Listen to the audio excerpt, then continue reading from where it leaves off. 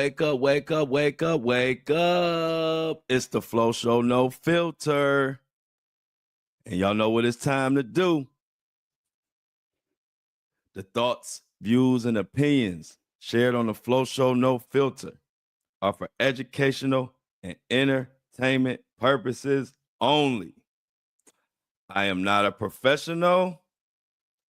I am just good.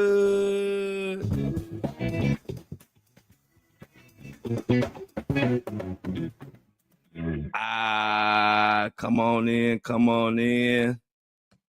Back like we never left on this Thirsty Thursday, the Flo Show No Filter. Available on Apple and Spotify. Tell your friends to tell your friends. If you want to be live and see me work live in person, then join us on the Flo Show No Filter live at 7:30 a.m. every Monday through Friday. Come in with the chat with the breakfast crew, get you a Floppuccino, and sit back and relax and enjoy. We got a great group. Everybody that comes watch me live loves the chat. They love the experience. So I invite anybody who want to see what I do live, come on with us, join the breakfast crew. Bunch of great people. Don't be shy. Y'all, I'm mad today. I don't know what's going on with this Tony Buzbee, Jay-Z, fiasco, dumpster fire, whatever word you want to use. And then on top of that, Diddy mad. So we got to talk about why Diddy mad.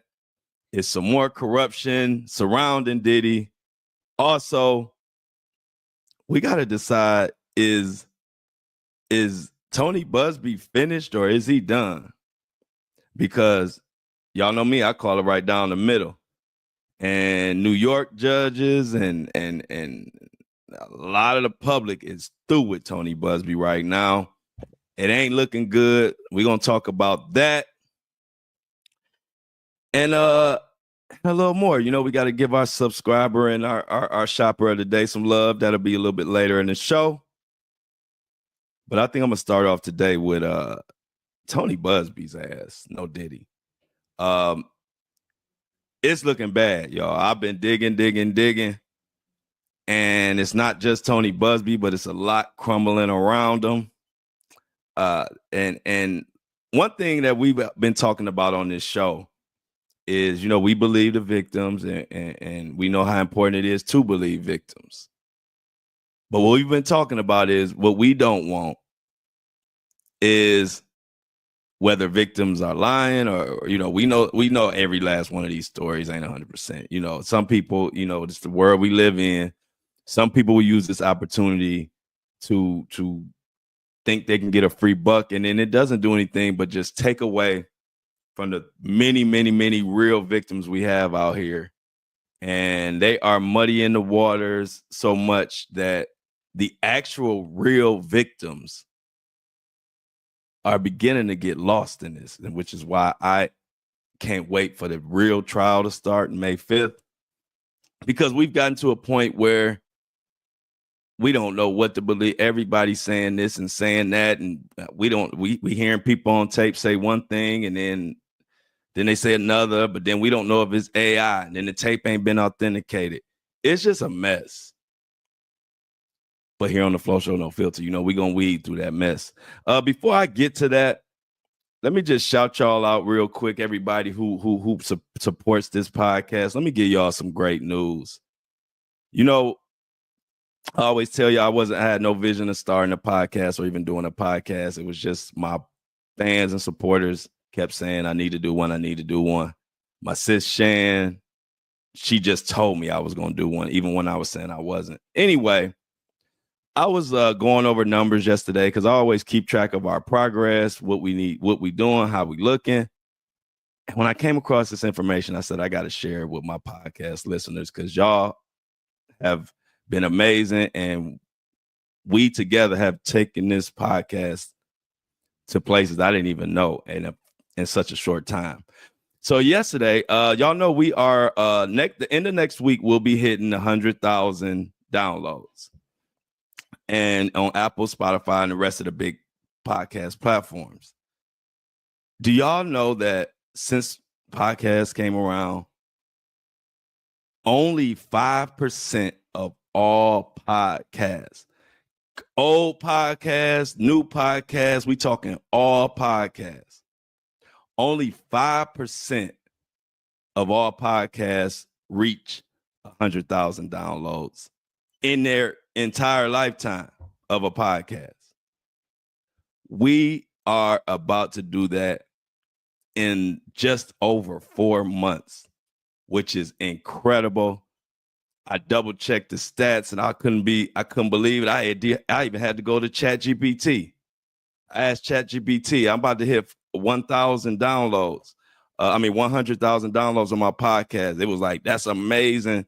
They say only 5% even reached that in a lifetime. And the reason why I'm bringing that to y'all is because this is an independent people's podcast that we have come together and did incredible things in just 4 months. So we got some good shit to look forward to. We are independent. I call this the little independent podcast that could. Because these motherfuckers tried to ban me from TikTok. They tried to do all type of stuff. But they didn't know I had a serious community behind me. And they know I'm unstoppable. And we came together and independent, no big corporations, none of their money, none of their influence. And we are in the top 5% of every motherfucking podcasting right now. So I want everybody to take a second before I get into this trifling ass Diddy and Jay-Z talk to pat each other on the back. And I just want to give y'all those numbers so we understand we came a long way with the Flo Show No Filter, but we got a long way to go. We're going to continue to kick ass because we've been kicking ass. 4 months, 100,000 downloads. We already in the top 5%. Independent, not dependent on nobody. We got our own merch store. We got our own everything. And I told y'all, I already was starting this subscription and beginning to be self-sufficient already before the TikTok banned me. But once TikTok banned me, it really showed me the only way you could be a real truth teller is you got to have your own platform and you got to be subscription-based. Your community going to have to support you.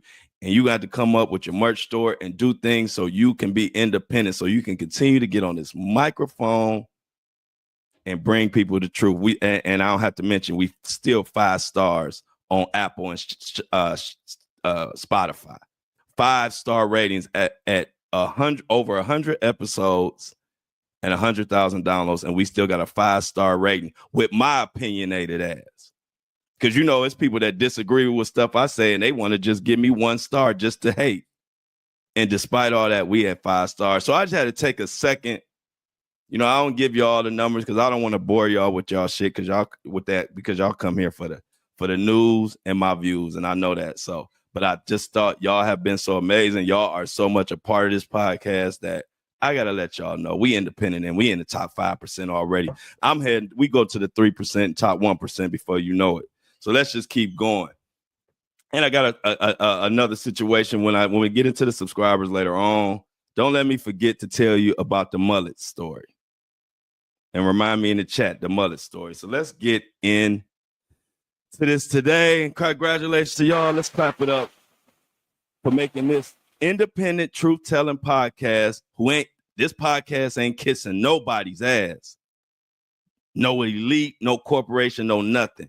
And we can't be stopped. So let's keep it going. Tell your friends to subscribe. Tell your friends about the podcast. And let's continue to push and continue to be the little independent podcast that could. Because we mighty out here, y'all. So what do we got going on with this with this Jay-Z and Tony Buzbee mess? Let's get into it. I'm going to just start off with a little clip, and then we're going to go into it from there. But it's just a crazy, crazy situation, y'all. It's like the only ones who lose in this is the real victims. they're the ones that lose in this situation, because when the big time people get into a pissing contest, which is what Tony Buzbee and Jay-Z situation has turned into, not only this alleged victim who dismissed her case, not just her, but all the other victims who are out here trying to get justice, situations that we have come to see, it's just getting ugly, and I don't like it. And I don't like it. Definitely there? But you had no part in it, or you just... He was there. He was just there, but he didn't have anything to do with any sexual acts towards you. It was strictly, yeah. But Jay-Z was you saying he was definitely there? But you had no part in it, or you just... He was there. He was just there, but he didn't have anything to do with any sexual acts towards you. It was strictly, yeah. But Jay-Z was you saying he was definitely... Have you on tape denying that Jay-Z assaulted you? Is that true? No. I don't. I never said that. Okay. Did they also say that you told them, and they have it on tape, that I, Tony Buzbee, told you to like came up with this plan and told you to say that Jay-Z assaulted you so you would get more money? They have you on tape. I'm sure most of you have heard those clips. The first clip was allegedly the woman who claimed she was 13 years old and was sexually assaulted by Jay-Z and Diddy after a VMA after party or something like that. And on the tape, she can be heard saying that Jay-Z was there, but he didn't do anything to me. And then in the very next clip, this same person is on the phone with Tony Buzbee, saying that she wasn't pushed to do it, or she didn't tell anybody that Tony Buzbee made her put Jay-Z in it, which is what she was saying on the previous clip. It's just then got way out of control, and I don't like it. I'm trying to figure out. Well, let's go into the article first before I talk my shit, because I got some shit to say. But let's break down the article so we all know what the hell is really going on. So I'm gonna use the New York Post to shed some light on this story, and then I'm gonna tell you what I think as we go. You know my style. So New York Post, this article is titled "Jay-Z Grape Accuser Heard in Recording Saying He Never Assaulted Her," according to report.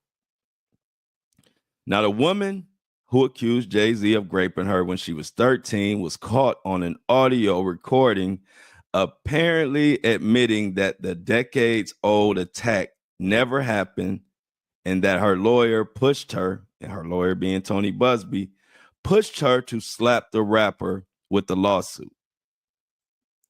Now, before I continue, one thing that I'm asking, and a lot of people are asking, is, well, I don't know if I see a lot of people asking this, but this is what I'm asking. How did some private investigators who weren't hired by Jay-Z, according to Jay-Z and his legal team, how did a private investigator not hired by Jay-Z and his legal team find this person who was supposed to be a Jane Doe, anonymous? How did they find her, corner her, get a confession, and get it back to Jay-Z without having no connection to Jay-Z? That's just, isn't it great how someone or a private investigators will just work for you and give you what you need without you even hiring them? That's the type of questions that go through my mind when I see this stuff. So I'm gonna just keep continuing. Like I said, let's get through this. So the woman's suit, originally filed in Manhattan federal court, was quietly withdrawn by her attorney last month after she alleged the hip-hop legend assaulted her with Sean Diddy Combs at a New York VMAs after party in the year 2000. A recording obtained by ABC News has since emerged that captures the woman identified only as Jane Doe telling two of Jay-Z's private investigators that the alleged attack didn't occur. He was just there, but he didn't have anything to do with any sexual acts towards you. The private investigator can be heard asking in the clip. Yeah, the woman responded. Jay-Z, whose real name is Sean Carter, fiercely denied the allegations when the lawsuit was first filed last December. And as you can tell, now Jay-Z is aligning himself more with the private investigators. Now, you see how the media plays tricks, or how the media is played. Because if you remember, go back, Jay-Z, they were saying they had nothing to do with the private investigators and this and that. Pay attention to the words. Elsewhere in the recording, Jane Doe claimed her lawyer, Tony Buzbee, allegedly pressured her to file a lawsuit against the hip-hop mogul, Jay-Z. He was the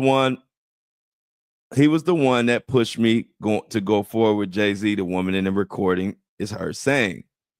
Buzbee did, is what one of the investigators asked, and she replied, yeah.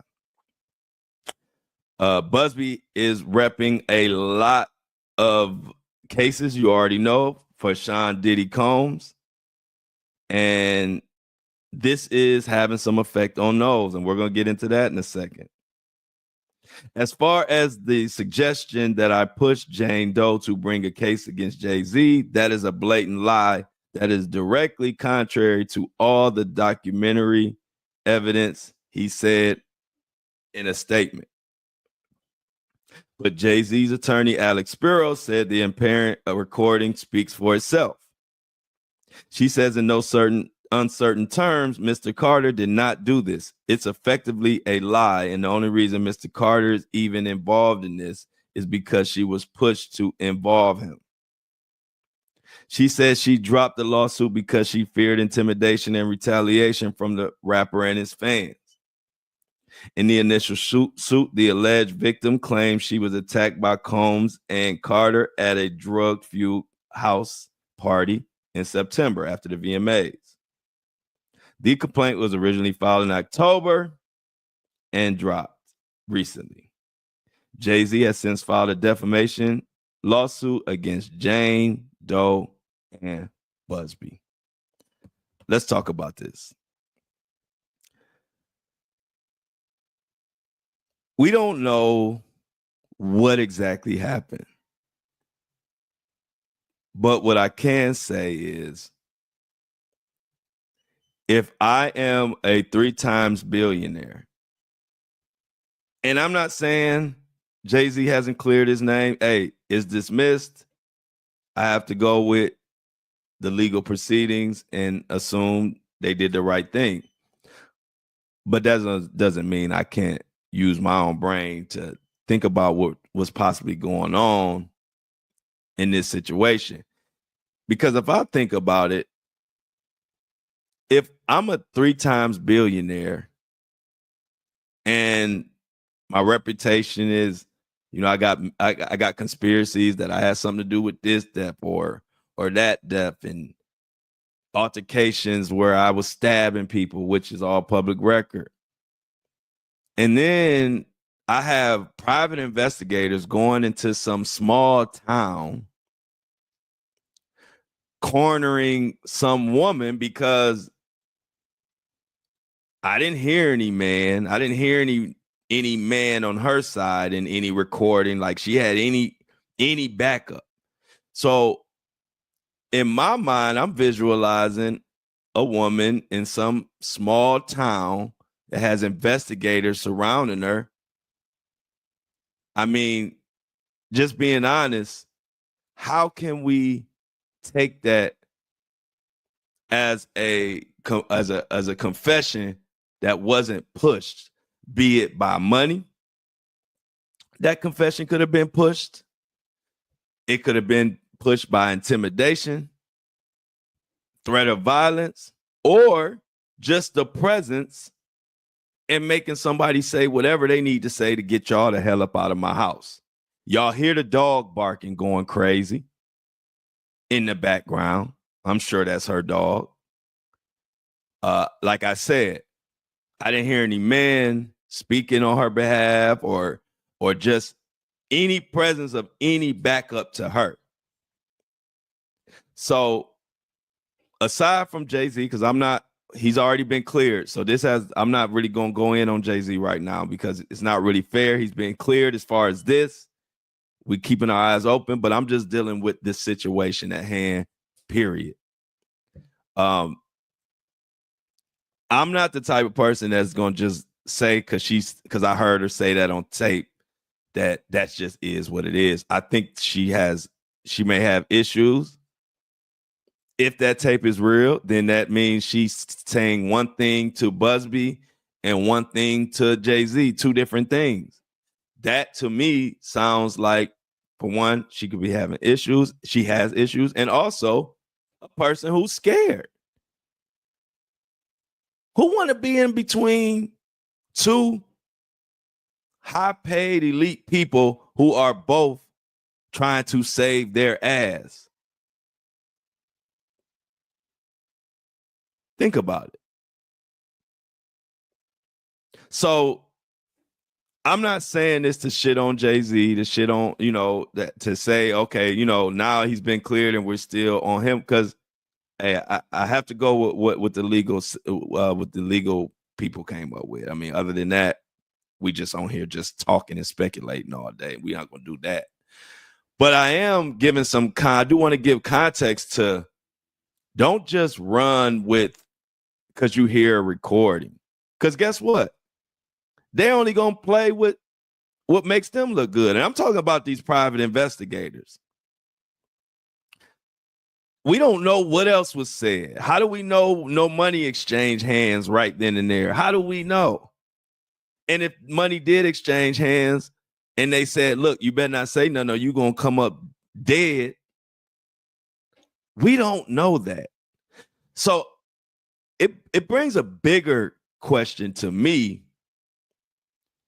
is if we're going to have accusers coming, looking for justice, I don't know if we should be allowed to approach them with private investigators and stuff like that. I mean, it gets to the point where a lot of elite and big time and big money people will be able to beat cases if they use this approach, because the private investigator is a way for them to intimidate, manipulate without their hands being dirty. Of course, like in the Jay-Z situation, you can say, hey, I don't know nothing about those private investigators. And then when everything goes good, next thing you know, you do know about the private investigators. And so I use me, for example. If I had a problem and somebody was saying something, I could pay a private investigator to harass the shit out of them, scare them. You don't know what they're doing, but all they got is a 10-second, 15-second, 20, 30-second clip of the person saying, hey, I didn't do that. He never was there. I made it all up. Boom. Tape over. Now the whole world like, oh, see? But it ain't that easy. See, it's not a person listening in this chat, including this person on the microphone, that hasn't been in a position where we said what the hell we needed to say to get up out of that position. It ain't a person listening to this podcast that ain't did that.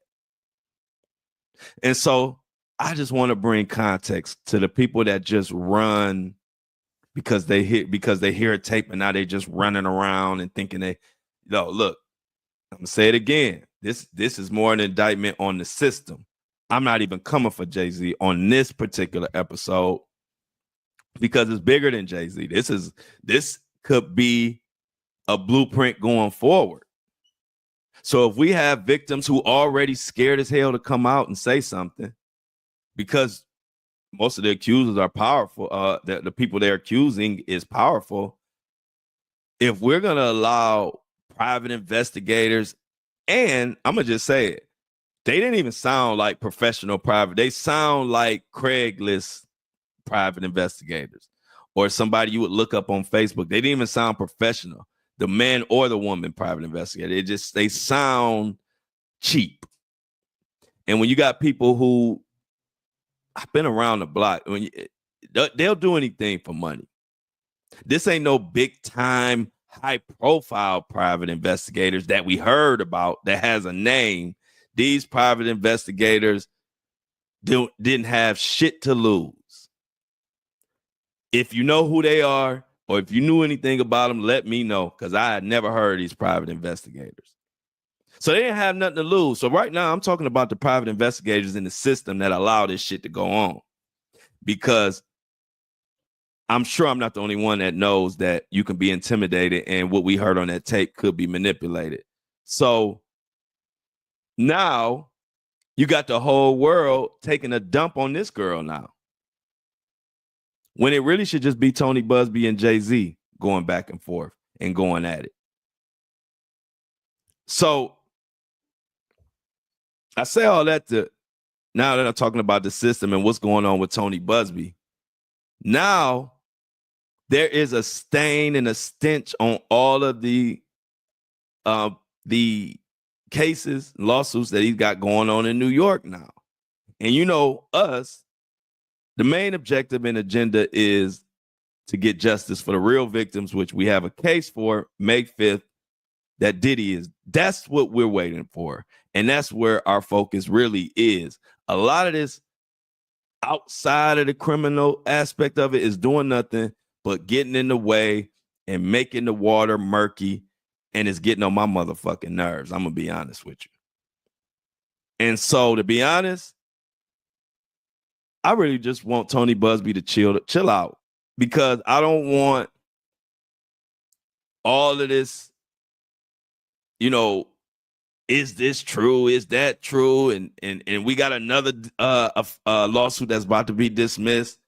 And I don't want it to take away from the actual real victims who actually have a criminal situation going on. Because to me, that's what I do this for. I'm for the real victims. And if they having their day in court, let them have their day in court. Let the accuser and the accusee have a day of and the accused have a day in court, and let's see how it plays out. But all of this private investigators running up on some woman in Alabama or wherever she's at, and then Tony Buzbee going back and forth and filing shit. And now, you know, I'm just calling it right down the middle. Like I always tell you, if I don't perform well on my job, I got to hear about it. This is my job. I don't know what Tony Buzbee doing. If I was just to guess, I think he kind of had so many lawsuits going on. He kind of was not all the way prepared for this one and just took it from whatever that other law firm that he worked with. And now he's got himself in a mess. They have just said for another lawsuit, he needs to file this lawsuit in New York. He needs to file to show that he is able to, you know, that he's able to do cases in New York. And I'm going to tell you about that. The judge said not only does he have to file the correct paperwork, but the judge is also saying that he has to explain why he didn't file the correct paperwork in the first place. And so it's getting to the point where it's like, Tony Buzbee, we got a real case going on. And I'm not going to say that you fucking up all the way, but I am going to say I want less of Tony Buzbee in them lawsuits as far as giving it too much attention at this point. We almost at the real case. And this is just getting in the way at this point. It's just getting in the way. You got judges telling coming down on Tony Buzbee, saying that, hey, we need to correct paperwork, and also we want to know why you didn't file the correct paperwork. At this point, everybody's coming down on Tony Buzbee. Right or wrong. Adria English, if you remember. Adria English, her case looks like it's getting dismissed and lawyers are leaving her. You know, she had a case against Diddy. Let me refresh you on who Adria English is. And then I'm going to tell you what the hell's going on with her. So Diddy just got slapped with another lawsuit. This is an old article from July. This ex-porn star worked at rappers' parties. If you remember, Adria English was one of the ones that said that Diddy groomed her, had her at events. She named certain people. She said she was employed as a go-go dancer and blah, blah, blah. And she this been going on since 2009. If you remember the case, we talked about it in great detail. Well, let me tell you what recently just happened that a lot of people are not talking about, but it's getting on my nerves because, like I said, the real victims, or I don't even want to say real victims, the victims in this real court May 5th trial date, stuff like this is only taken away from them. So now, check this out of what's going on with Adria English.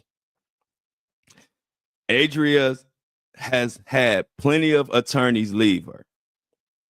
Now, the new attorneys she had are parting ways with her, citing a breakdown in communication and attorney-client relationship, citing irreconcilable differences. They motioned for another 60-day stay while she seeks new counsel, which they've already done this. And now the court is saying they might not even allow her another 60 days to find new counsel because this is the third set of attorneys. So now this one is going down. This is all making Diddy look good, and which is impossible to do. And I don't want, and that's stretching it, not look good. But this is a win in Diddy's column. This is a win. And this is why I'm getting to the point where it's like,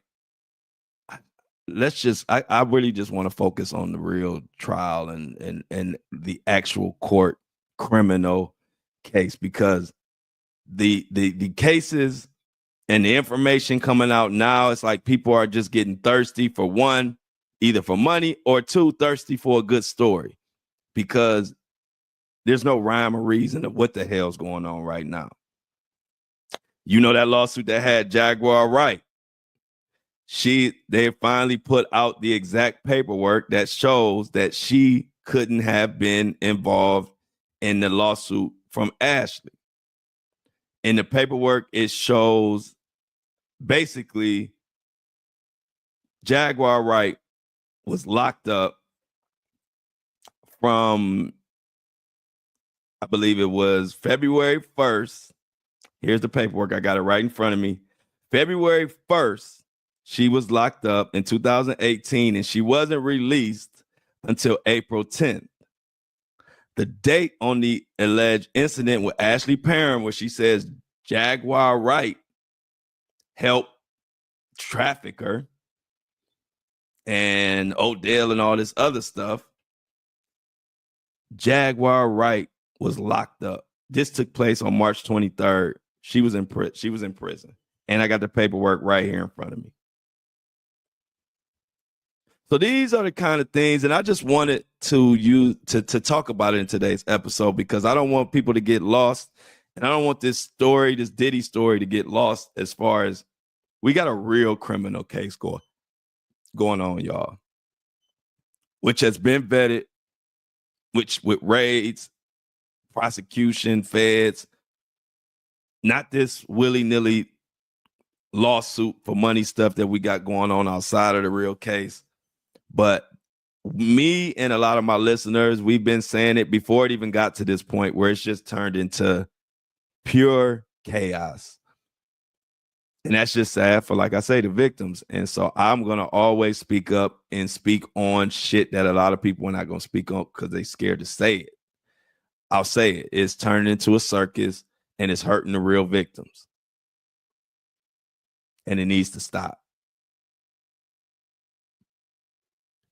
It's embarrassing to watch a lot of our higher ups and a lot of people in power. It's embarrassing to watch how this is how it's carrying on. And I don't like it.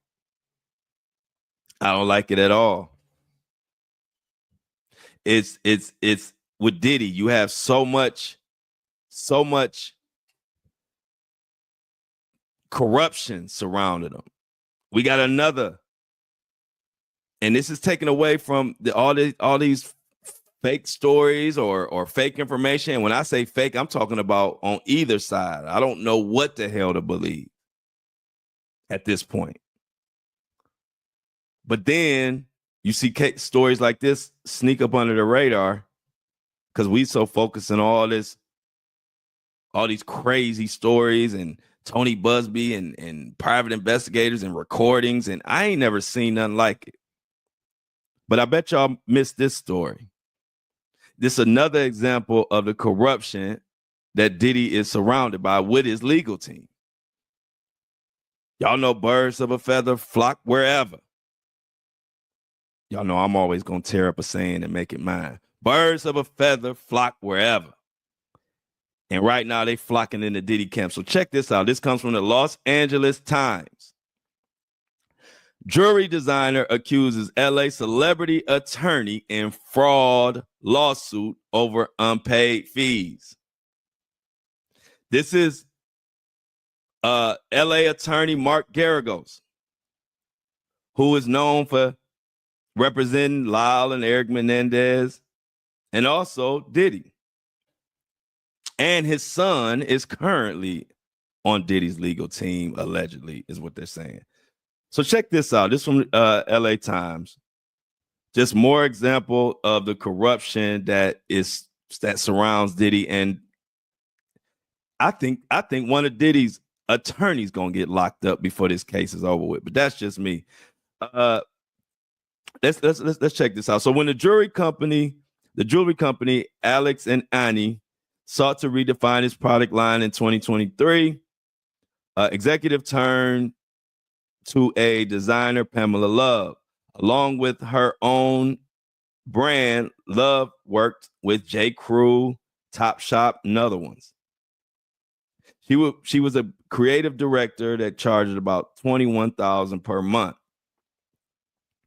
Now, Love has taken Alex and Annie's owners to court, saying the company is selling her designs and owes her as much as $6 million in royalties and other costs, along with more than $200,000 in unpaid fees. In a lawsuit filed Wednesday in New York, Love and her attorneys are seeking to collect the unpaid money while also alleging that the jewelry brand's owners, including a company held by LA celebrity attorney Mark Garagos, engaged in a shell game. And I put shell game in quotes, which is an orchestrated, collusive foreclosure to dodge paying Love and other creditors. I can't make this shit up. The suit names the jewelry company's two owners, the Bathing Club, which alleges is controlled by Garagos, and LC and A&A Holdings, which alleges is controlled by Linda Leah through private equity funds. So they got an elaborate scheme going on. Diddy's one of Diddy's former attorneys, but Garagos' son is currently working with Diddy. A lot of people didn't know that. And so as you just look, they said this jewelry company was struggling and they took full advantage of them, took their money, merchandise, owed the poor person $200,000, and then dissolved the company in whatever loophole they could think of. And now this person is broke, needing a helping hand. And Garagos and the rest of the team are laughing to the bank. The suit that they filed alleges that the foreclosure was part of a sham to defraud creditors and did not disrupt business operations. See, one thing about Diddy and his legal team, and you already seen it, they think they slick. Even if you think back, remember when the legal team was trying to get Diddy bond, and they said, yeah, we got him set up. We got an apartment. He's going to be more confined and restricted than he is in here. And we even have a private security that is going to be in charge of watching Mohawk Diddy 24/7. And then the judge and the prosecutors and I did some digging, and it only took 5 minutes of digging to realize this same private security that was supposed to watch Diddy when he went on bond or bail was the same one caught up in a lot of these lawsuits and a lot of this criminal stuff as being a part in helping Diddy carry out his illegal shenanigans. That says a lot about Diddy's legal team. And it is why the judge is not feeling them. They will do and say whatever. I'm going to just say it. Diddy's legal team, led by Diddy, they come off as just a bunch of crooks. Fuck it. I ain't about to beat around the bush. They just come off as fucking car salesmen. You know how car salesmen, every car that they want you to buy is the best fucking car, and you know that they lying, but they keep doing it because they're so stuck in mode. They don't even know that your lies are obvious as hell, and you trying to sell me this lemon, and when I don't want it, then you try to sell me the next car, and all of a sudden I thought this was the best car on the lot. Now, since I don't want that, now another one is the best car on the lot. Just a shady car salesman. That's what Diddy's legal team reminds me of. So while we got all these crazy lawsuits going on and stuff being dropped, we got more examples of the legal team that Diddy is surrounded by, which is why I'm telling y'all now, this case is going to go crazy. I'm telling you, one of these lawyers, they already whispering that one of Diddy's, if not more, but one of Diddy's lawyers is possibly about to be caught up in some type of money laundering. This case gonna be one for the ages. It's gonna be more than just Diddy and this nasty shit he been doing. Watch his lawyers. I'm telling you now, one of his lawyers or something in his legal team, they gonna get caught up in something, because Diddy has been behind the scenes mapping out all type of illegal, trying to intimidate witnesses, and his lawyers have been helping him. Like I said, the private investigator, he was the one who was supposed to be watching Diddy. He was caught reaching out and helping Diddy reach out to possible witnesses or possible victims. We ain't even heard it all yet because we ain't gonna hear it all till the trial come. But Diddy has done and broken more laws since he's been behind bars. But they're not gonna just keep putting it all out. Watch when the trial start. Watch when the trial starts. I'm telling you. And y'all know it's about that time where we gotta thank the people that make this podcast go, the subscribers. We doing something that a lot of them ain't doing. We are a self-sufficient, independent podcast, which is why we grew to top 5% of all podcasts in 4 months, because we are giving the people what they want to know about and what they want to hear. We not concerned with no ads. We not concerned with no corporations. This is a for us, by us podcast, and that's what the people love. And so I always take time, y'all know, to stop and give the flowers and thanks to the people that are making this go. And it's the subscribers and it's the people shopping on andidon'tlikeit.com, supporting the movement. So I don't have to worry about or I can't say this or say that because of this corporate sponsor. Fuck that. Y'all know me. Y'all hold me down. I'm going to get on this microphone every day, Monday through Friday at 7:30 and call out who need to be called out. If we got a boycott that need to be announced, I'm going to announce it, whatever the fuck it is. And that's why the key is staying self-sufficient. And I'm going to continue to bust my ass to keep this self-sufficient podcast where whenever we do have corporate people come in, if they want to sponsor or help out the movement, they going to come in on our terms. And if they don't like our terms, then they can kick rocks with flip-flops. That's the only way this podcast going to run. I don't give a shit if TMZ called me and say, hey, Flo, we got $1 million for your podcast, but you're going to have to cover shit we tell you to cover. I would tell TMZ to respectfully kiss my ass. I don't want nobody telling me what to talk about. That's more important to me than anything. So y'all got the right one. Y'all picked the right one to get behind. Because I don't give a shit how big I get or how famous I get. I don't like them motherfuckers. So I'm always going to be for the people and the voice of the people. That's in me. It's been me since I was born. So let's shout out our people. Who we got on the subscriber of the day? Don't tell me I done forgot to put it in the notes now. Where is the subscriber of the day? I must have put it in my other. Okay, got it. Subscriber of the day. And we only asked for $3. This person gave $8. Everybody give it up for Jason. Jason is our subscriber of the day. Jason is keeping truth alive, and I appreciate it because that's what it's all about. We're not going to be beholden to these corporations where we can't talk and say what we want to say. So, Jason, let me clap it up again. Everybody in the chat, say thank you for Jason. Thank you to Jason for subscribing. We need more subscribers, y'all. Please subscribe to the content. Keep this podcast going and keep it a truth-telling podcast where we can say what the hell we want to say and talk about on here.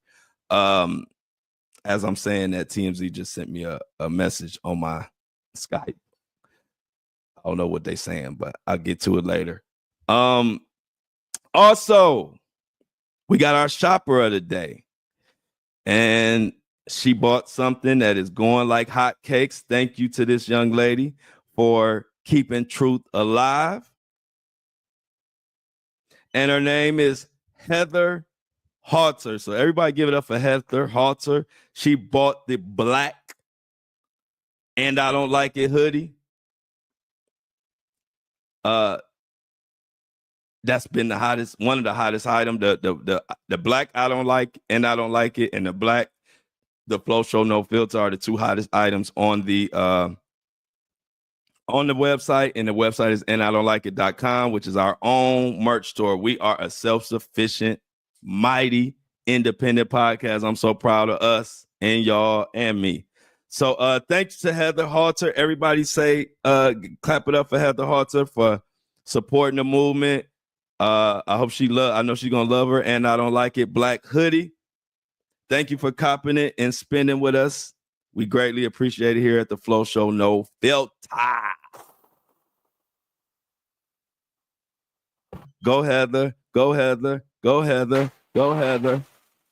So go to And I Don't Like It, y'all, and cop you a hoodie, cop you a t-shirt, coffee mug, whatever. My coffee mug is actually coming. I can't wait because I'm gonna have I don't like coffee, so it'll be tea in mine. So I'll be sipping tea in the morning in the Flo Show No Filter coffee mug. Matter of fact, Michelle out there got her coffee mug. So I don't know about everybody else, but me and Michelle gonna have our coffee mugs, and every morning we're gonna say a cheers. We're gonna say a cheers to the camera and get started. But y'all, I appreciate all of that. But I got a little more news to talk about before we get out of here. But before I even get to that, I got one more. This has become almost like a little dedication episode to y'all. I want to keep y'all in the loop as this thing is growing. We are making history. And I say it again, I wouldn't even been doing this shit if it wasn't for y'all saying, do a podcast. And here we are 4 months later in the top 5%. Independent.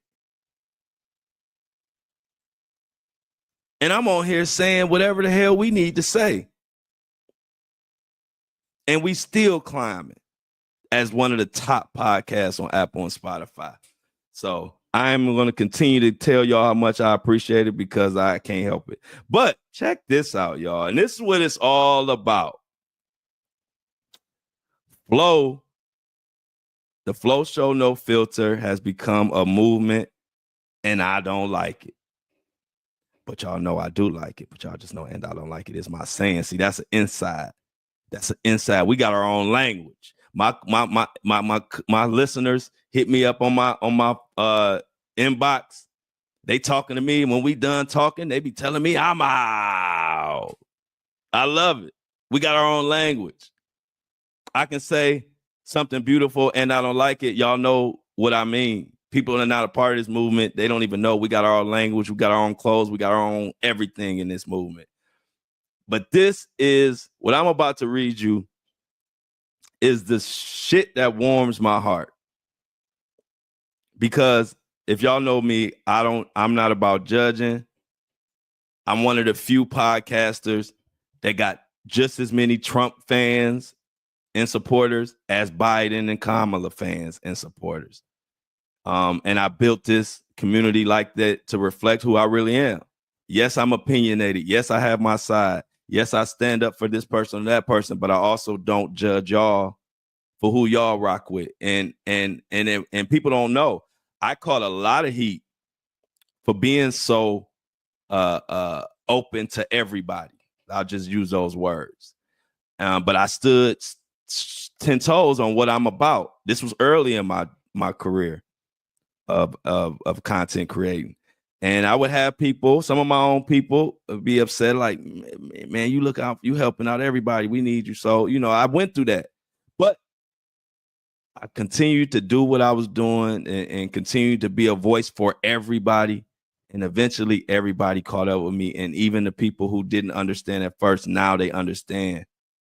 We are more powerful as a unit working together. I don't want to alienate nobody. Yeah, I stand for what I stand for. I talk shit about what I need to talk shit about, but that don't have nothing to do with us. So, like I said, I'm one of the few podcasts that I have everybody. I got Trump people. I got Kamala people. I got every single type of person you could think of.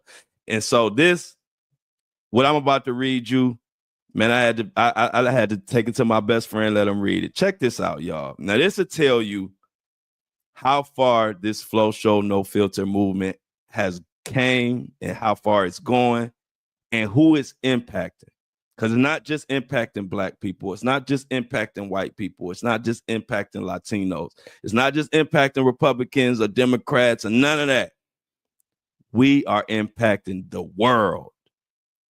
Every color, creed, every country taps into this. Check this out, y'all. Listener sent me this message, said, hey, Flo, big fan with a big ask coming your way. What is this ask? Check this out, y'all, and tell me this ain't beautiful. I'm going to enter my 3-year-old in the mullet championship this year and have to come up with a name. And Flo Show is very fitting. I wanted your blessing. I didn't register him yet, so I don't know how, but I'll make sure to I'll make sure to shout you out in his bio. But wait, there's more. If yes, is there a chance of you making a mini Flo Show or and I don't like it shirt or patch or pin so we can go full send? !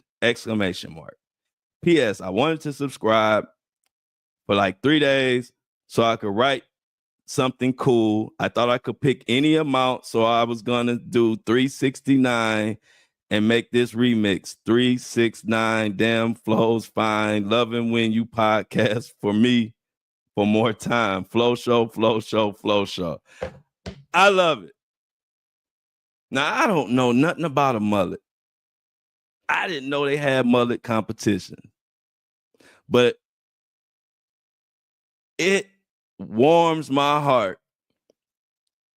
Not only does that a parent wants to put Flo Show on their 3-year-old, because we all know how we feel about our kids. Don't nothing mean more than us to us than our kids. And for this 3-year-old that's gonna win the mullet competition. Look, I don't even know about mullet, but if you rocking with me, we gonna win. I'm gonna make sure everybody vote for him or whatever we gotta do. But if you would have told me when I started this podcast that I would have 3-year-olds in mullet competitions wearing the Flo Show No Filter and repping it, I would have said, yeah, right. And so I just wanted to share that with y'all to let y'all know I don't just be up here talking shit. When I tell you this movement is touching everybody, that's exactly what it's doing. And that's the best part about it all. I promise you that we're going to continue to win. So, of course, I gave this person my blessing. And as a matter of fact, because of this person, I'm going to get with Shan. And we're going to have to get the little bitty tykes. We're going to have to get the little Flo Show No Filter line going now. We got 3-year-olds out here representing now. That's want the truth. 3-year-olds want the truth. And the mommies and daddies as well. So y'all, I just thought that was beautiful. I had to share that with y'all. If he win, now don't hold me to this because I don't know nothing about mothers. If he win, I might have to come to the show with a mullet the next day.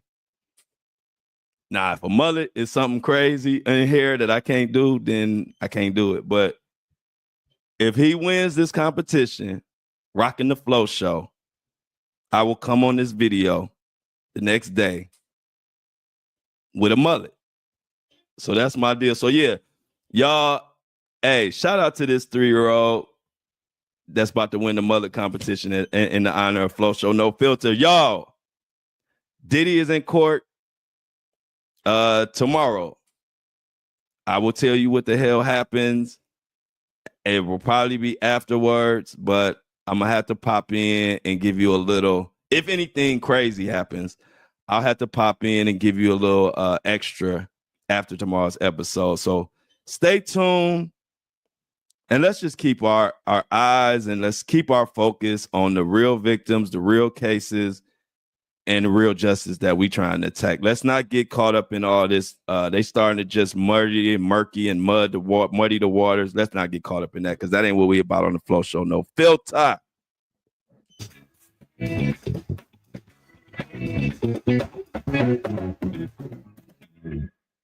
I love y'all.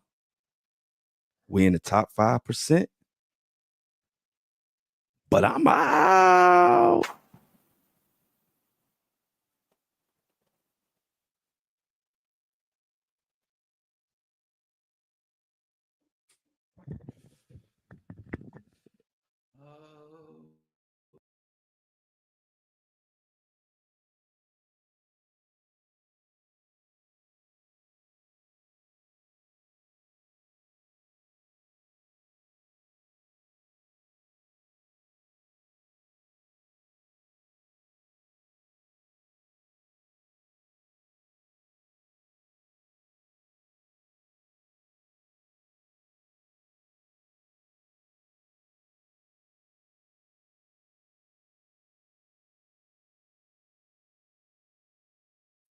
Let's get Apple and Spotify loaded up right quick. And I'll be right back. Give me a second. Mr. Top 5%.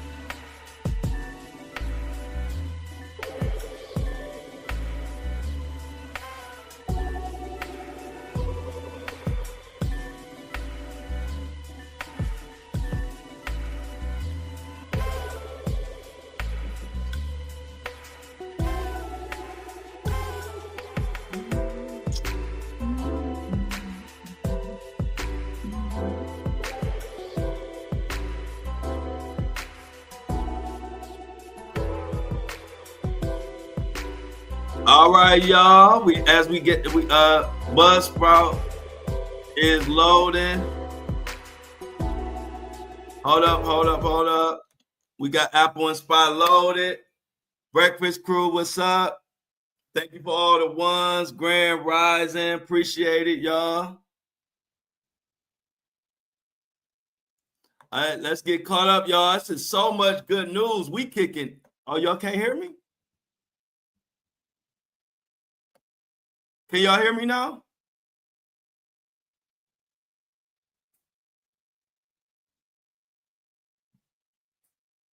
That's a good idea, C-Tuck. I will put that on there. If you see Shan, hey, C-Tuck, why you ain't in the group me? Hey, y'all, why C-Tuck ain't in the group me?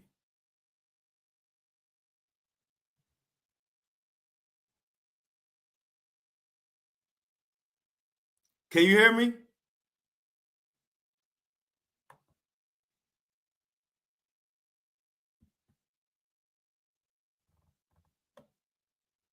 Okay, you can hear me now. Yeah, when I unplug. Okay, good. I appreciate it. Thanks for letting me know. C-Tuck, somebody get C-Tuck in the group me. I don't know why C-Tuck ain't in the group me, but that's a great idea, C-Tuck. I would definitely I like that. My grandmother edition. And I don't like it. That's a great idea. C-Tuck, you got to be in the group me. The group me is all of the breakfast crew, the Filter Live, the Flo Show No Filter Live. Yeah, Melody. Hey, Melody. Shauna get you in there. So look, y'all, anybody is welcome. The group me is a group of all of us. I'm in the group me chat. We got a big group chat. And it's basically all the Flo Show No Filter Live and breakfast crew, which is everybody that comes and listens in the morning. So Shauna can send anybody the link that wants to be in the group me. And it's a group of all the Flo Show No Filter closest people. And they be chatting all day long. And it's a way to keep in the loop of everything we got going on. So Shauna said, hey, good morning, K. Marie. Shauna said, add your Instagram here, and she'll send y'all the link so y'all can be in the group me chats. And it's the Flo Show No Filter. It's basically the Flo Show No Filter, a big group chat. We all in there. And it's a great group chat to be in, too. You get some fun, you get some laughs, and you get people that's going to look out for you. Everybody, we all just looking out for each other. So, yeah, put your information and get with Shauna Johnson, and she'll send you the link so you could be in the group me, in the Flo Show No Filter, the big-ass group chat. Morning, K. Marie. Glad you stopped in on us today. We had a great show. Awesome.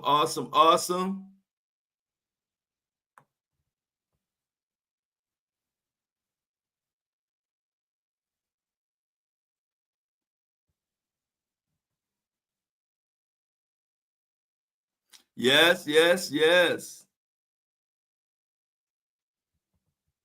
We got a lot going on. Yeah, C-Tuck. So yeah, C-Tuck and Shauna, make sure y'all get C-Tuck in the group me. And whoever else, get Melody in there too. Melody needs to be in the group. Melody needs to be in the group me too. So Melody, get with Shauna Johnson. Melody, somehow y'all connect and get the link. So we can have everybody who wants to be in the big Flo Show group chat. You are more than welcome. What's up, Kobe? Kobe, Juan Shinobi, you see my Cavs still kicking ass. We ain't playing with nobody this year. So we got C-Tuck and Melody, who we need to make sure we get in the group me. Anybody else, you are welcome.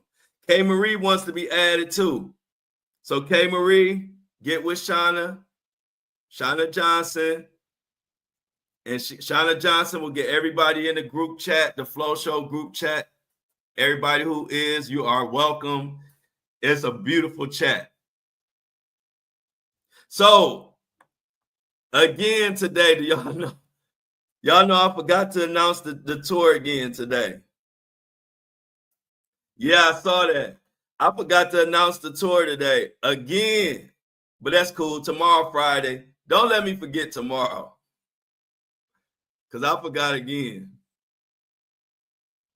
I don't know how I be forgetting. I'm gonna write that down. But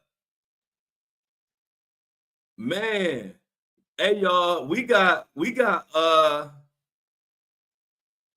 Shauna said I gotta drive my daughter to school, but I'll send them when I get back. No, Shauna, you know how people be. No, you can't do that. You gotta do it now. We don't, hey, look, we all be having other stuff we got to do. People got to understand that, but it's all good. But we definitely going to get y'all taken care of. Oh, yeah, we killing it. Hey, y'all, that's why it took me so long, because once I get committed to something, I'm coming to kick ass. I'm coming. Hey, look, y'all signed up the right one. When y'all told me to get a podcast, when y'all told me to start a podcast, y'all knew what the fuck y'all was talking about, because you got the right one, and they know they can't fuck with me. It ain't a podcaster that can fuck with me when it come to doing this. I'm the best. I'm the best. I don't care if anybody. Hey, look, and I'm waiting for a podcaster to say they better than me at this.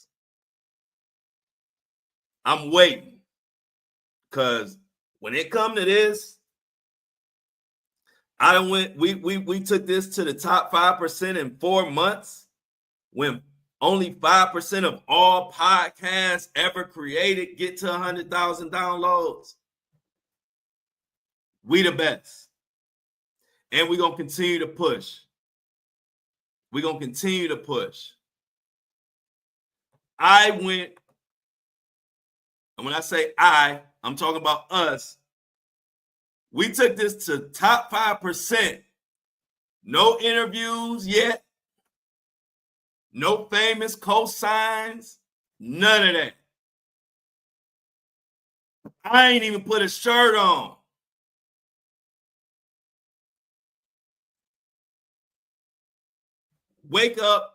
Fresh wake up, no shirt, same bandana tied around my head, no interviews, no cosigns, top 5%. We did that. So that's why we got to lock in on the Flo Show No Filter and push even harder now. We got to push even harder now. We got to be the biggest independent podcast. If not, we one of them for sure. I ain't had an interview. It just been me and y'all. So when I say we don't need nobody, I ain't just talking shit. We don't need nobody. We got everything we need right here. So we're going to continue to push. Y'all got one that ain't playing. What's up, Michelle? Shout out, Michelle. What's up, Jennifer? Oh, yeah. And I don't like it. It's the perfect. And I don't like it. Two things. The Flo Show No Filter and I don't like it are the two things that push this movement over the top that they can't fuck with. See, I'm one of the only podcasters. What's up, Michelle? I'm one of the only podcasters who you don't even have to say my name. You don't even have to show my picture. All you have to say is, and I don't like it. And motherfuckers know exactly who you talking about. That's powerful. That's a movement. That's a movement. And I don't like it is a movement. You tell me another podcaster or YouTuber that got a catchphrase. They don't got one. That's why they scared of me. They see, like Kendrick said, you can fake all kind of numbers, but you can't fake the influence. And we're going to continue to influence.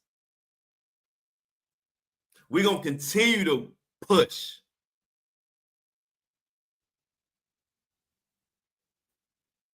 Oh, we got so many. Oh yeah, we got those coming. We got the I don't like it headbands coming. All right, it's funny you said that, Michelle. I told that was the design. That was the design of that I told Shan about. So you know at the end, I don't like it. Headbands, bandana is coming soon. Good morning. Good morning, Shanitra. If I said that wrong, I apologize, but I don't know if Shanitra has been in our breakfast on our breakfast show before, but everybody say what's up to Shanitra. We happy to have you. Good morning.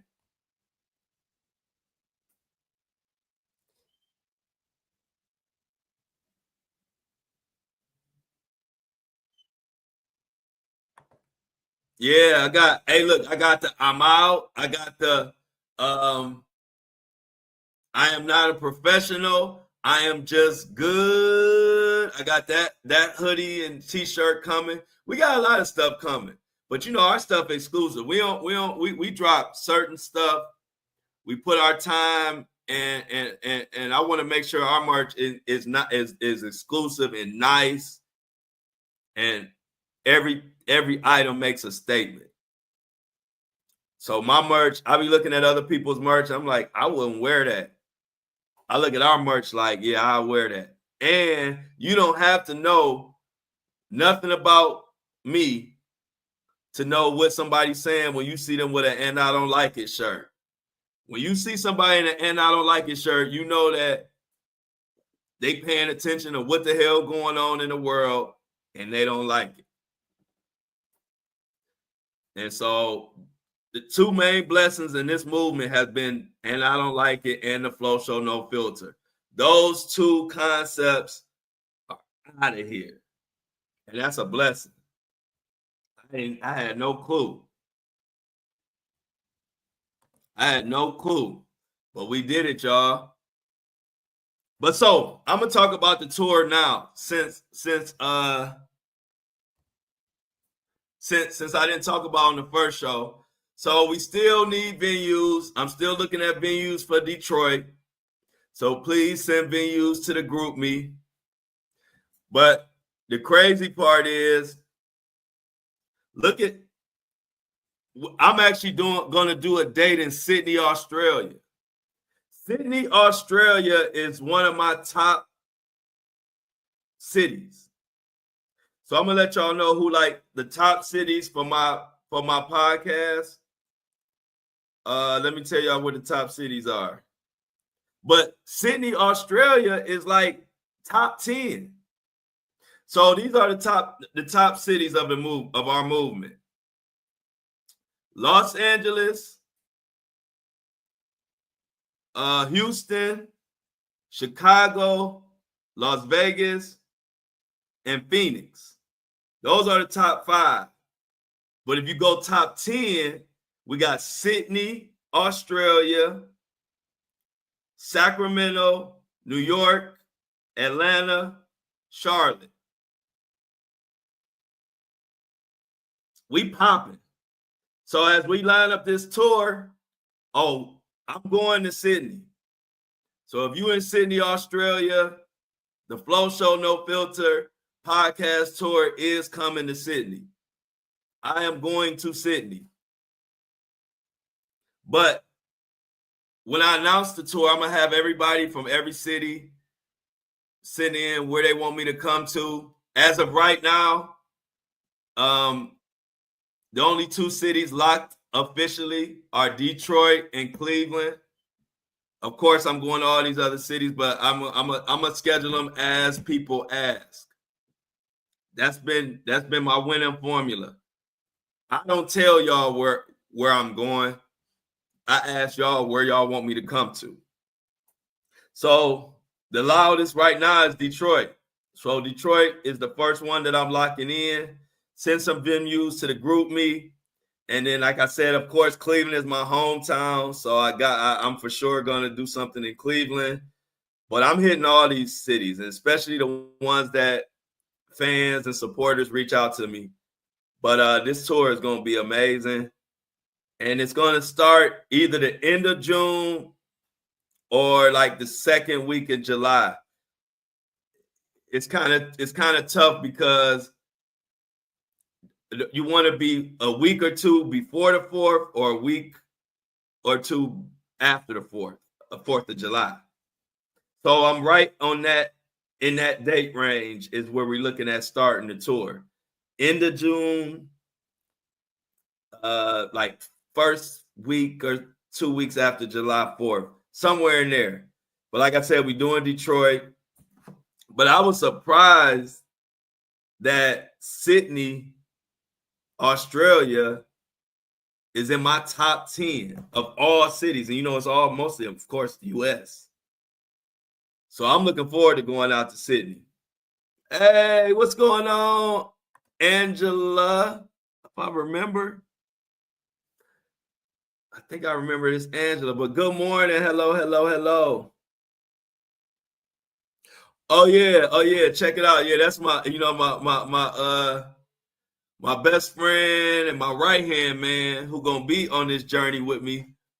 He one thing about my best friend. You see how I'm just kind of willy-nilly, it seems, even though I'm strategic still. I plan. But one thing about my best friend, who you see him in the chat, I put him on the big board. He crossed every T and dot every I. And if it ain't a T or an I for him to cross or dot, he'll put one there so he can cross it and dot it. Thorough to the max, Mr. Darnell Brantley, my best friend in the whole world. But he says Sydney, Melbourne, and Brisbane, Australia are all great supporters of this podcast. So we might be in Australia for about a month. No, I ain't gonna be there in a month, but we might be in Australia for a couple weeks. Because we do got Sydney. Melbourne is right behind Sydney. And Brisbane is somewhere there too. So we got Detroit, Sydney, Melbourne, and Brisbane, or whatever, however you pronounce it. Of course, we're going to do Cleveland. I definitely want to do Atlanta. I want to do Charlotte. I want to do Houston. I want to do Dallas. These are some of my favorite cities that either I haven't been to or that I've been to and I loved it. So I want to do Dallas for sure. Dallas is high up on the list. But this tour is going to be amazing. It's going to be like everything else we do. We coming to kick ass and take names. Hold on one second. The podcast is ready to be uploaded to Apple and Spotify. Give me a second.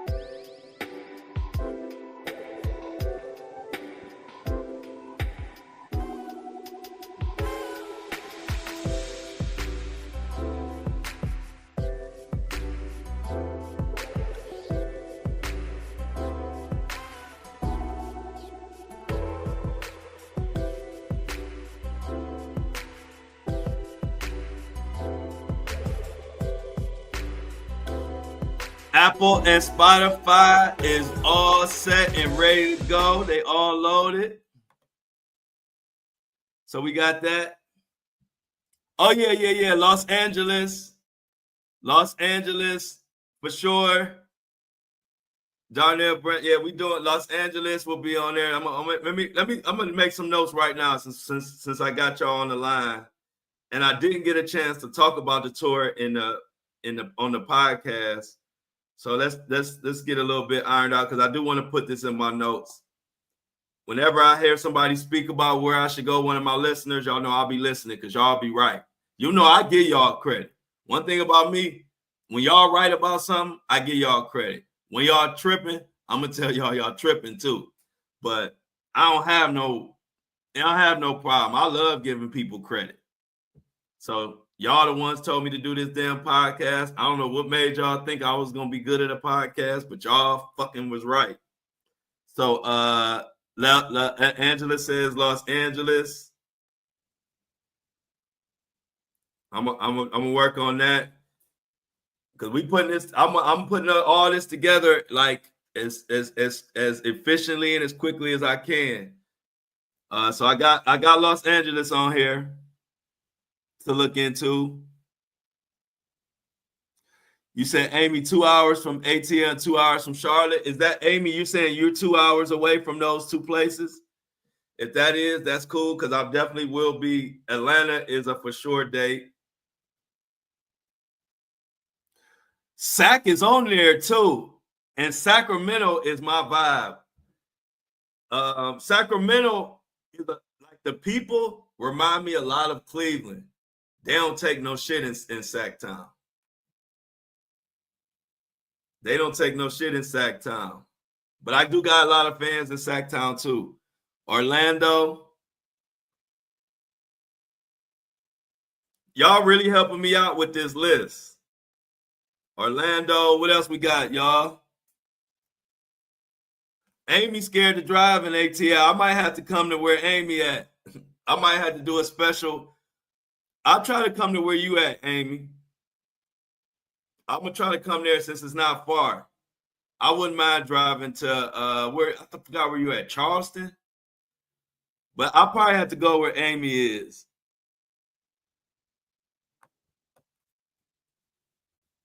No, we gonna come to where you at.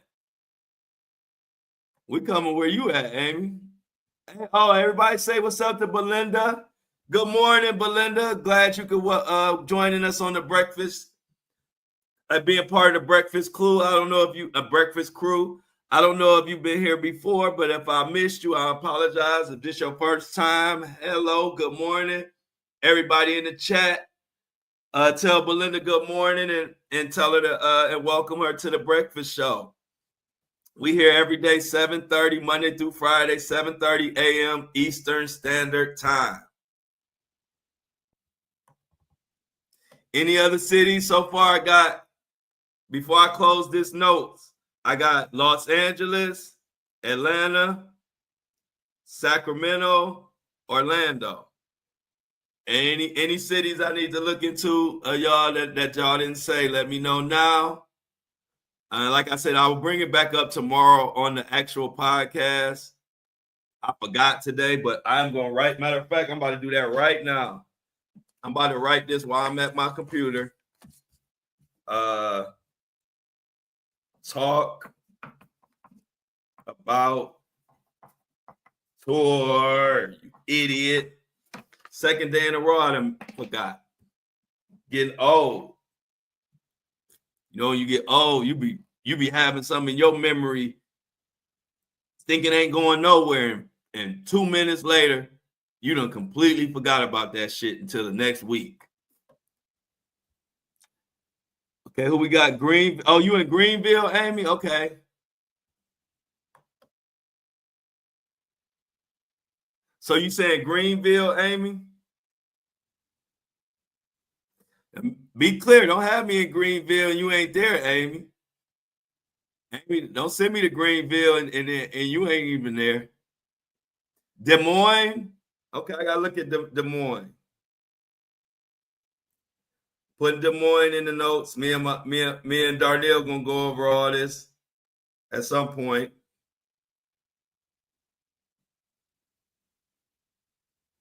What's up, Dexter? Truth. Keep truth alive. Dexter, yes, you come here for the truth.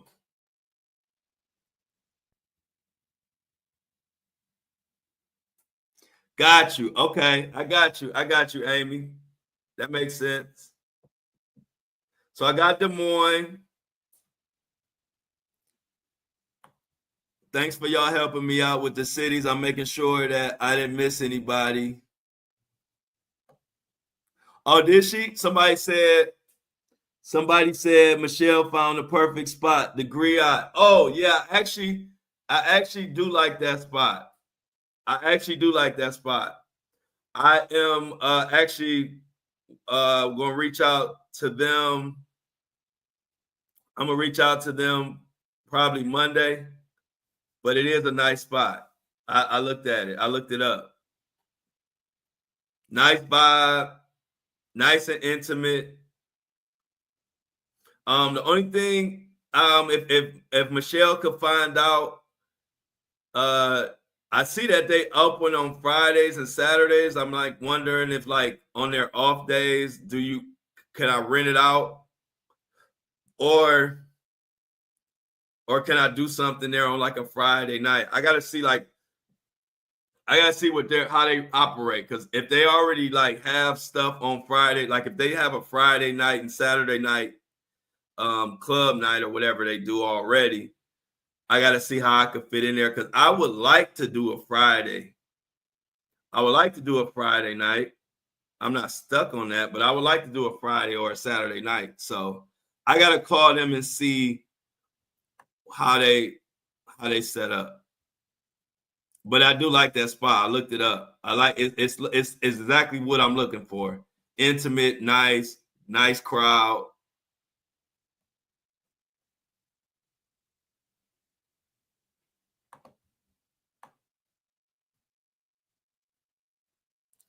I'm gonna come to, let me see.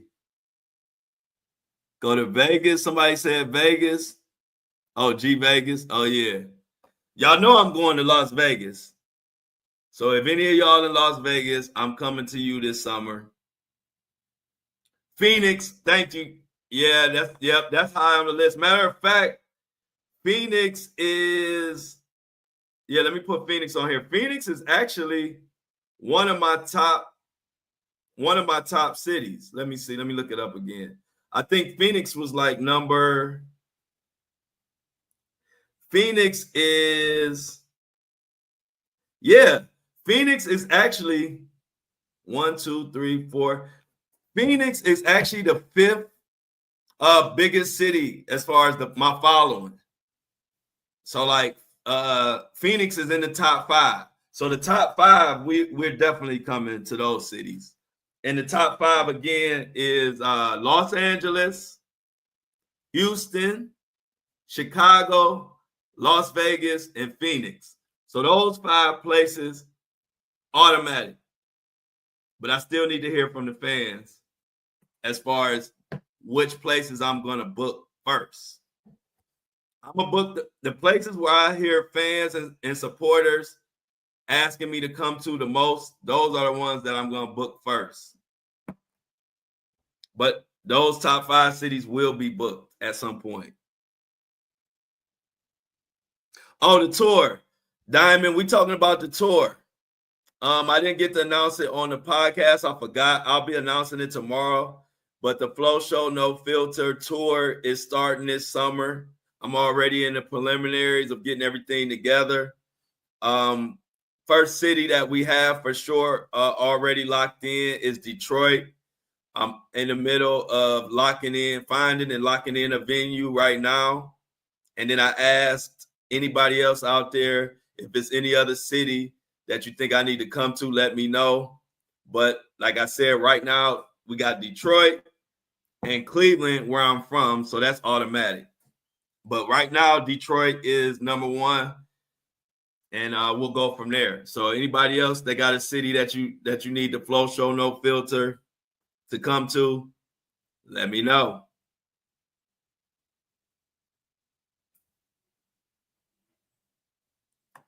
So look like Diamond gonna be ready for the tour. Yeah, so name wherever you at, name it right now so I can put it on the list of cities that we need to go to. I forgot to tell y'all it's Thirsty Thursday. I got my water. Every Thursday, I remind everybody to drink their water. Because I got mine. Yeah, we're gonna have some fun on this tour. I'm looking forward to it. My best friend gonna be on the tour with me, so we're gonna have a blast.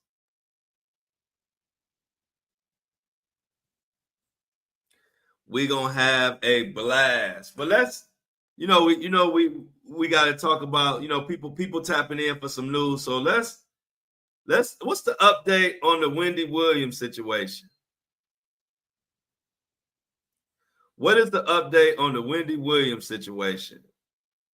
Because it's starting to feel like that judge is fine. It's kind of that judge might be shady. But they saying that Wendy Williams, y'all, has some. Are you in Vegas? Oh, Diamond, I'm coming to Vegas for sure.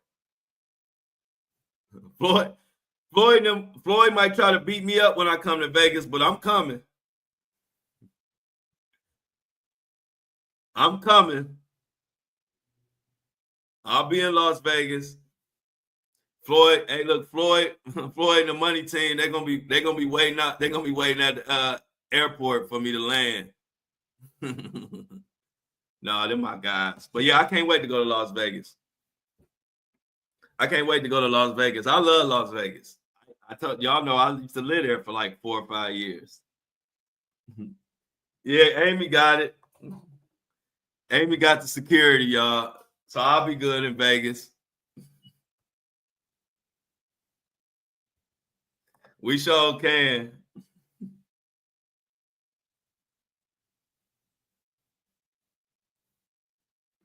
All right. Hey, look, everybody got back. Yeah, I'm good. We gonna be good. I can't wait. I'm gonna be right there in Las Vegas. Don't worry.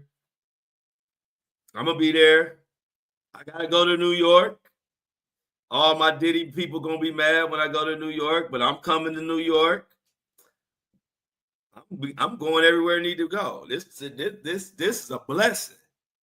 This is a blessing to have a community and have people that got your back and down in the way this whole thing is a blessing. I'm gonna touch every city that I got supporters who y'all been supporting me for over 2 years now. A lot of them, some of y'all are new, but I got a lot of my supporters been supporting me for 2 years, at least 2 years. So I gotta come out, reach out, and touch the people.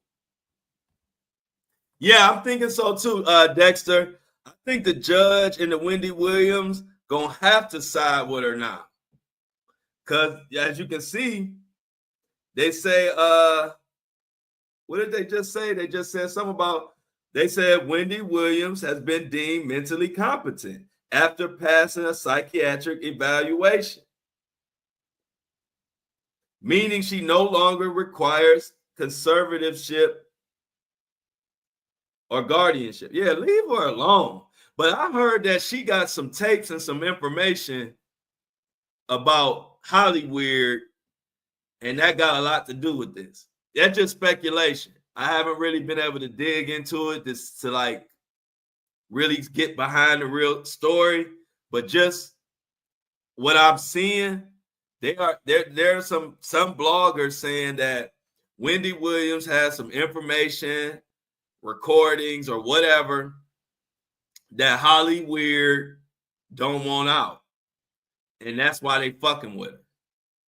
Like I said, this is just speculation. This is what I'm hearing. I ain't had a chance to dig in yet, which I am going to probably dig in. I'll probably have some time this weekend to kind of dig into what's really going on with Wendy Williams and why they fucking with her. But that's what I'm hearing. I'm hearing she got some info.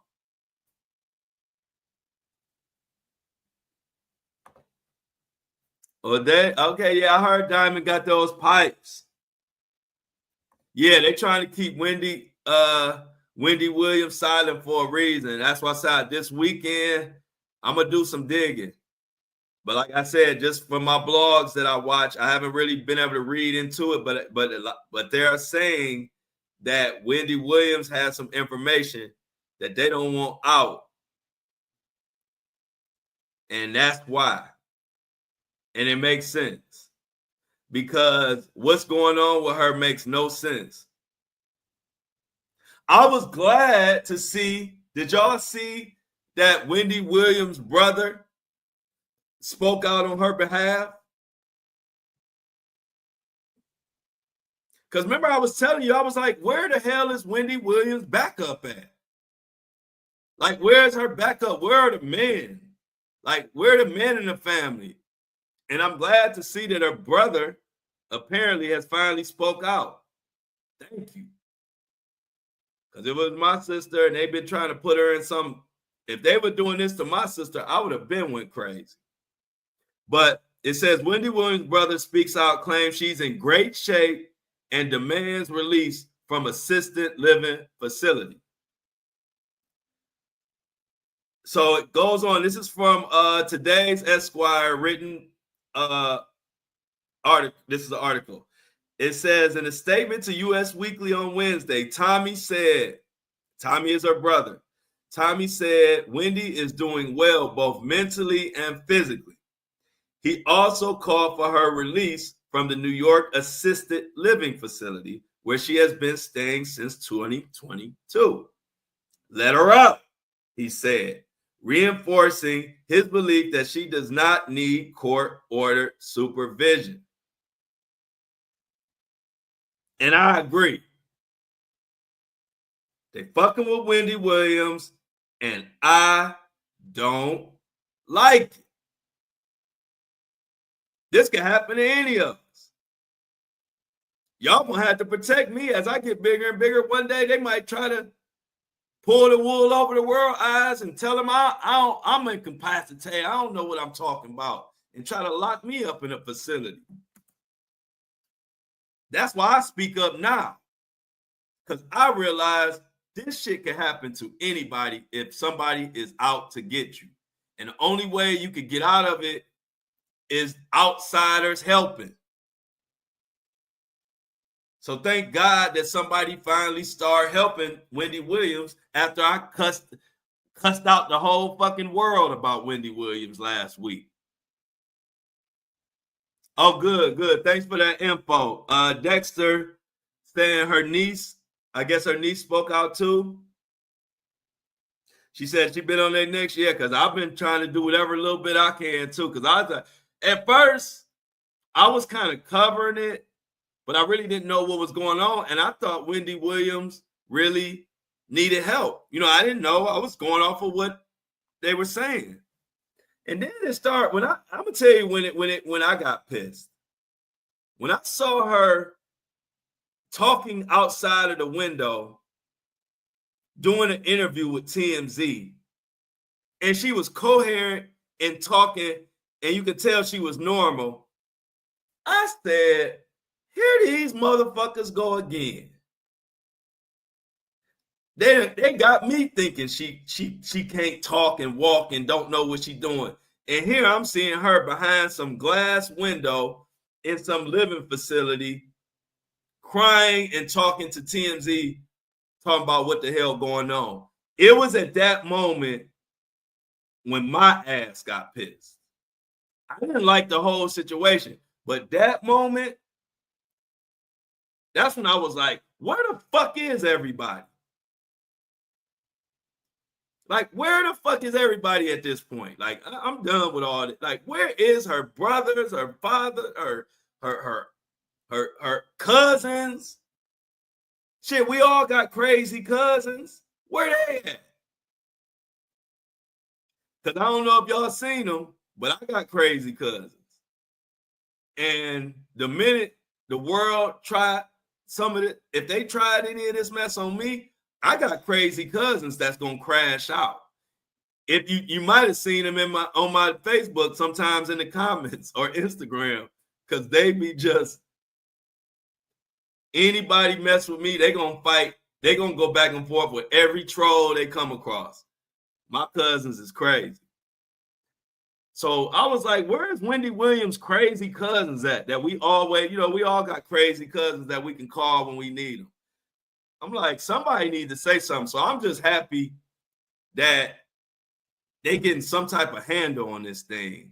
This shit is crazy. Exactly. I was like, where was her crazy cousins? Like, we all got crazy cousins that will crash out in a minute. See, Amy know. Amy know everybody. So that's why I was saying, I'm like, damn, ain't nobody got Wendy Williams back. Exactly. Oh, it'll be a crazy red flag if they was to unalive Wendy Williams. And so, like you said, they trying to keep her quiet. I even saw an article where the judge told Wendy Williams that she mad because she been speaking out. I'm like, where they do that at? How the judge gonna tell her that she gotta shut up? So y'all go from saying that she can't talk, like she got dementia and she got all this stuff where she can't communicate, but now y'all trying to tell her to stop communicating. I thought y'all said she couldn't communicate. Now she communicating so damn good, y'all ass is panicking.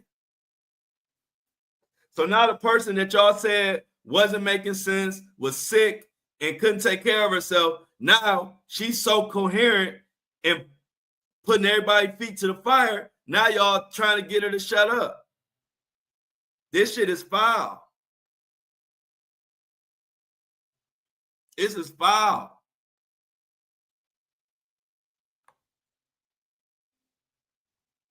But like I said, I'm just glad that somebody is speaking up for her,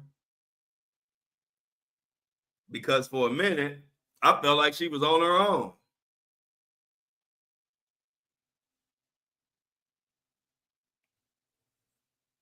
So check this out. Check this out.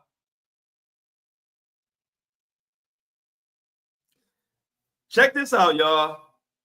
And I'm going to leave y'all with this. Did y'all know that one of the judges, Judge Lisa, who appointed Sabrina Morrissey as Wendy's guardian, did y'all know that she was previously investigated for allegedly taking bribes from guardianship lawyers? I'm going to read that again. Judge Lisa, who appointed Sabrina as Wendy's guardian, was previously investigated for taking bribes from guardianship lawyers. Oh, I know y'all ain't heard that nowhere, because you ain't going to hear it nowhere. Unless you're listening to the Flo Show No Filter, you're going to hear it. I'm about to dive into it. This overtime. I'm putting in overtime today. Questions. This is from The Root, written by Kaylin Womack. Questions surround judge who assigned Wendy Williams her random guardian. Oh, this shit stink. Somebody in trouble. After the Where's Wendy Williams documentary began airing on Lifetime, the internet exploded. And when the internet exploded, we start digging. And then we come to find out, after an insane battle with Wendy Williams' family and children over who should control her funds, New York Supreme Court Judge Lisa appointed someone outside of the family. The fuck? How you gonna appoint someone outside the family? One would think the chaos will come to a close, but no. A resurfacing article from ABC named that shady judge as one of the Manhattan judges with a suspicious link between campaign donations and guardianship rulings in favor of lawyers. People don't dig like me. That's why they ban my ass on TikTok. Because I'm going to find some shit. Manhattan judge Lisa received $5,720 in campaign donations from 2019 to 2022 from 20 guardianship lawyers. One of the lawyers who donated to her, he donated $1,000. Another guardianship lawyer donated money. And they claimed that the donations wasn't a conflict of interest. And I don't like it. How is it not going to be a conflict of interest if I'm taking money from guardianship people and then I'm giving outsiders guardianship of somebody who we know is okay?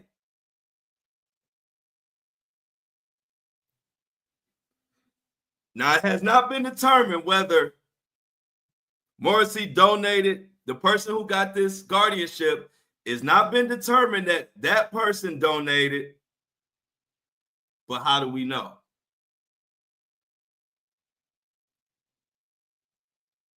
We don't even know what their relationship is. What relationship is this guardian with Wendy Williams?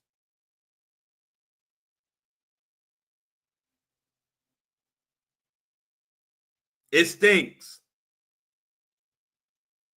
And these findings merely cast even more skepticism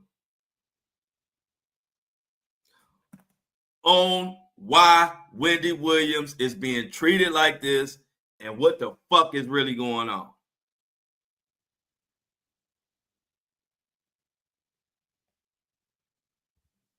See how we cooking now.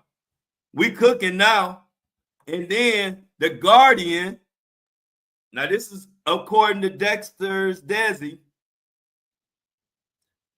the Guardian was from the bank.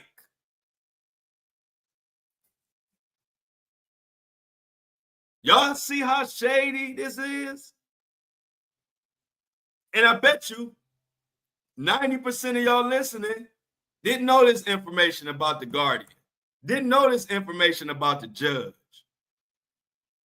This judge already done been investigated in some shady guardianship shenanigans.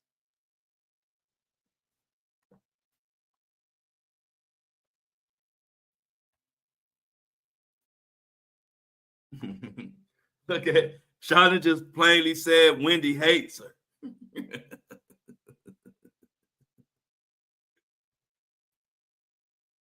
There you go. Bank account wide open.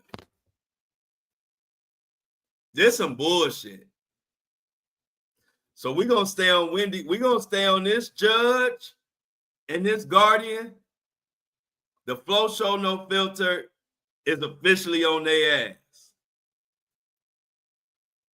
I'm about to do some digging this weekend. This judge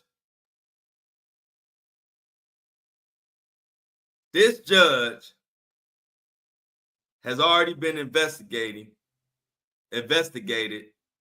over guardianship hanky-panky. And I don't like it. I don't like it.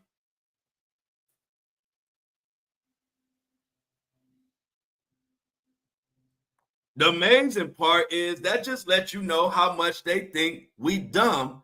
They think that they can pull anything and we ain't gonna see through it.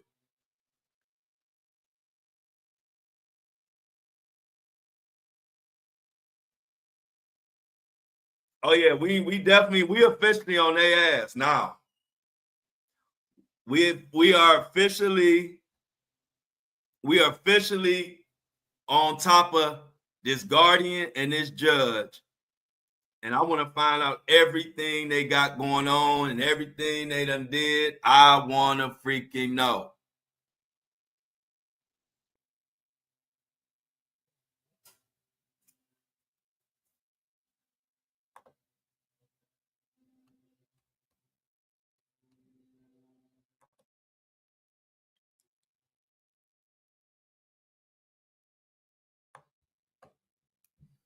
So I appreciate everybody who tapping into this Wendy Williams situation because it's some bullshit.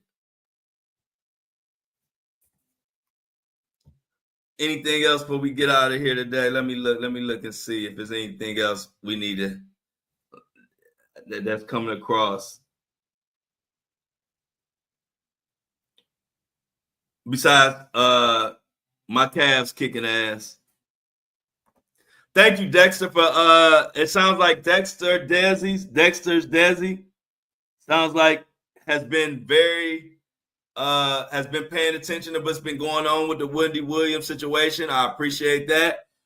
And Wells Fargo froze Williams' bank accounts and filed a petition for a temporary financial guardianship. Wow. They ran a crazy game on Wendy.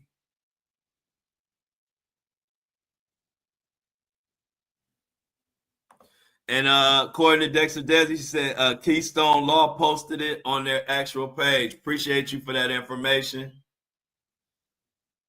Hey, Dexter Desi, they got a mini me. Dexter Desi filling in for mini me on keeping us up to date on the news. Shout out to Dexter Desi for that. We appreciate it for sure. Because I haven't been able to dive as deep into the Wendy Williams situation as I would like to. But I'm officially pissed off.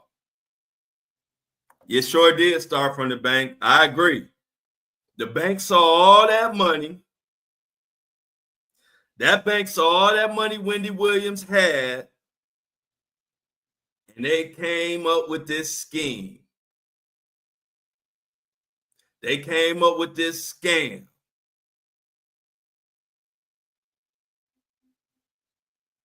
And here we are.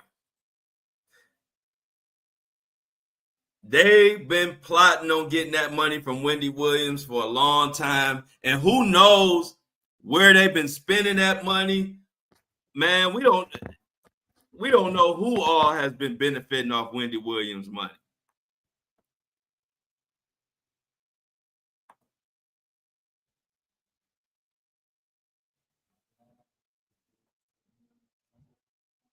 Wendy is being punished by the music industry and they are trying to bankrupt her.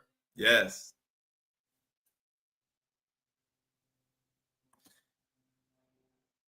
And a lot of people think Mohawk Diddy got a lot to do with what's going on with Wendy Williams. And that's why I got to do some digging this weekend, y'all. I got work to do. Because this shit stinks. This stinks. It stinks, really does. So we gonna definitely continue to pay attention to what the hell going on with our girl Wendy Williams. Let me go back in my notes and see if there's anything that I missed in the podcast that I want to convey to y'all before I get D-Buck out of here. Oh, I told you about Jaguar. Oh, I got everything. The only thing I forgot was to announce the tour. So I did pretty good today. Now, what is this where they talking about this same shady judge is pissed off because Wendy Williams is talking to the media? Did y'all hear that? This is the last thing we're going to talk about before I get out of here. That shady judge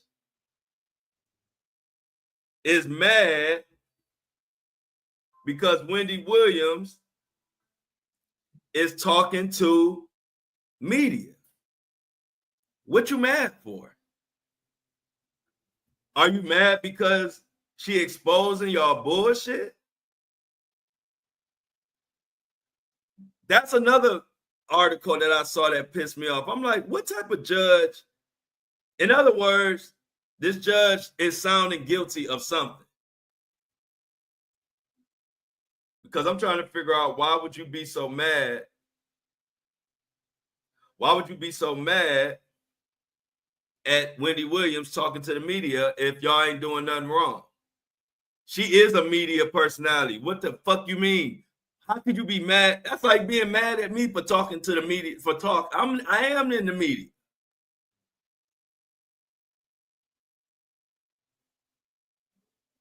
But it say right here, Wendy Williams' guardianship fed up with her talking to the media. This is by the Daily News. Before we get the fuck up out of here, we got to go over this. Check this out.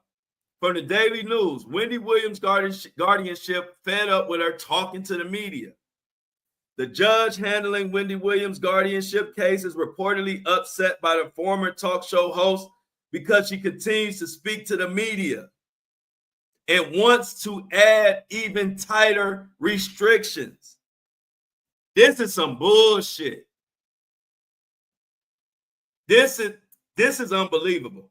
In a fiery email sent to Williams' lawyer, Judge Lisa, the one I just said was investigated for guardianship bullshit before. In a fiery email, she said she ordered Williams be moved to a more restrictive assisted living facility than the one she's in now. And the one she's in now, Wendy Williams calls it a luxury. She calls it a luxury prison.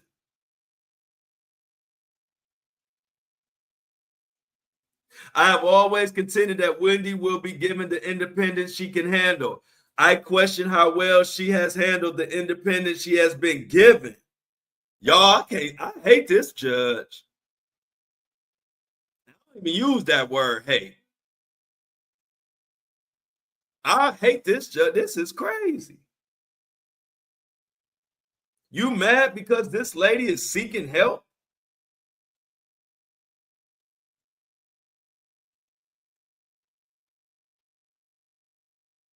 Wow. She says, I am not cognitively impaired, but I feel like I'm in prison. The system is broken. The system that I am in. The system has falsified a lot. This has been 3 years and I'm caught in the middle of the system. This sad, y'all. And this judge don't need to be no fucking judge. I'm about to get out of here, y'all. Let's get them outs in the comments.